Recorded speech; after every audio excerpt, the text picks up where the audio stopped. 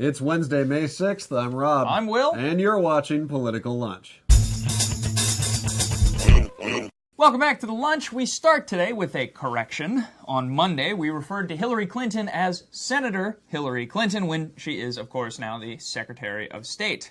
A number of you caught that one, and the rest of you should certainly be paying closer attention. On to the news now. Today in Washington, President Obama is meeting with Pakistan's President Asif Ali Zardari and Afghan President Hamid Karzai for talks on the security situation in those two countries. Now, the Taliban and Al-Qaeda are reportedly making gains in both nations, and it's expected that Obama today will urge Zardari and Karzai to work more aggressively with the U.S. to address that growing problem. Earlier this morning, the two foreign leaders met with Secretary of State Clinton, who reiterated the administration's plan to triple non-military assistance to the region, and she also offered an apology to Afghanistan after as many as 100 civilians were reportedly killed during anti-Taliban airstrikes. Now, back on the home front, as President Obama tries to win support for his health care reform and climate change policies, he's meeting increasing levels of resistance from within his own party. At a congressional hearing yesterday on health care reform, angry protesters demanded that Obama put the issue of single-payer national health care back on the table. Now, Obama is not currently considering scrapping the private health insurance system and instituting a government-run health care program in its place,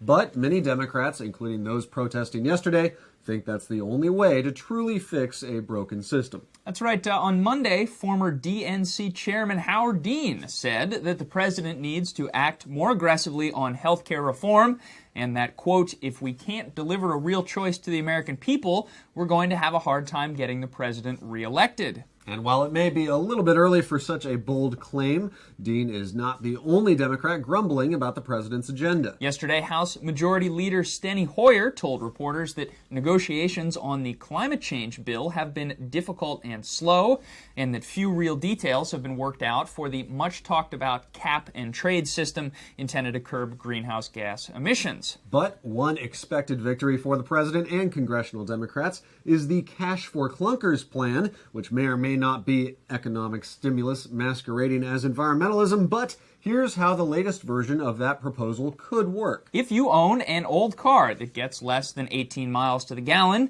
turn it in for a newer, more efficient car, and you'll get a voucher worth up to $4,500 courtesy of the U.S. government. Now, critics of the plan say the environmental impact will be minimal at best, since the process of building a new car releases 6.7 tons of carbon dioxide, and the guidelines aren't ambitious. Your new car qualifies even if it gets as little as 22 miles to the gallon. Now, moving outside the Beltway, we head north now to the state of Maine, where Governor John Baldacci signed a bill today, making that state the fifth in the nation to legalize gay marriage. The change of the law is set to take effect in mid-September, but gay marriage opponents have vowed to challenge the bill through a public veto process. Republican State Senator Deborah Plowman, who voted against the measure, said that the bill was passed, quote, at the expense of the people of faith. New Hampshire's House of Representatives is expected to vote on and pass a similar measure today, although Governor John Lynch has not yet publicly indicated whether he'll sign it, veto it, or allow it to become law without his signature. And finally today, former Senator and presidential candidate John Edwards is reportedly under investigation for misuse of campaign funds. You'll recall that Edwards admitted to an affair with a campaign staffer after his election bid came to an end,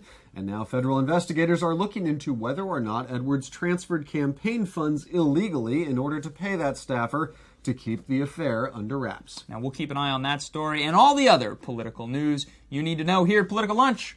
Thanks for watching. We'll see you Friday.